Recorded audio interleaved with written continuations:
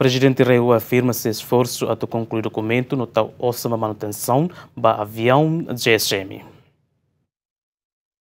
Antes, presidente autoridade Reua Teten, atu reativa rica superação voo avião GSM e a fulan de dezembro nilaran, nebe mak antes governo suspende. Mas ministro transporte e comunicação Miguel Manitelo Teten, avião GSM label hal operação, também resisto, nune la ia documentos no condição la diacona. Nune, bem regimento confirma fale o presidente autoridade Reua Rezo da Cruz, com a declaração o ministro Miguel Manitelo e a parte Teten, la contesta declaração ministro transporte e comunicação nien, mas também avião GSM gasta ona osa no estado união baracona, não precisa serviço a mútuo de reoperacional fali avião ne. Hau hansa alin hau la contexta hau ne mau ne lefuan. Ne dia tam ita tengi com consciente. Ami ba ekusi ho consciência, fila mai ho consciência, serviço mas ho consciência. Ami diang kata que reoperacionalização de asset raiva tem que ser acontece. Processo técnico no reoperacionalização tem que remata em dezembro. Avião atusemo dezembro dia glutan. Mas avião todo tem que ser considera avião GSM 7 milhões de dólares orçamento raiva la bele hela hanesan listo date também problema buat kikuan rua. Se ita ya problema kona ba ita fote on ita na osan ema seluk maksi basosa. Pois nia las fo ita tina senulo nia la fo ita bill of lading, bill of sale. Ita hoita sa fo sala malu la bele ita ba bukan nia tama sa la fo. Masalah? Maive asset governo, asset raiva, ita sosa 7 milhões de dólares.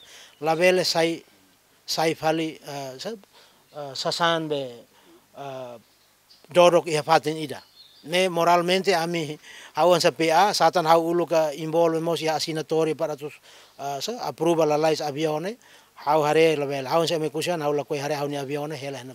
Além de Rezo da Cruz mos informa de dar tá uma equipa trabalho técnico ida e a reua onde conclui documento avião nien no halo hela manutenção onde cumpre decisão do governo central. Assunto se nebe estabelece com a performance atu garante manutenção né mak tambah sada mak la acontece ne ita hare tambah sada mak la raiwa la decide la lais com a batu manutenção e presidente autoridade sessanta e a razão ni a razão nebe ita tuir mas ita considera mas be resisto ida ne processo administrativo e how ho raiwa foi na down semana kutuk ami hari ona grupo trabalho técnico tunune primeiro hare assunto sirne administração legal, administração gestão institucional ba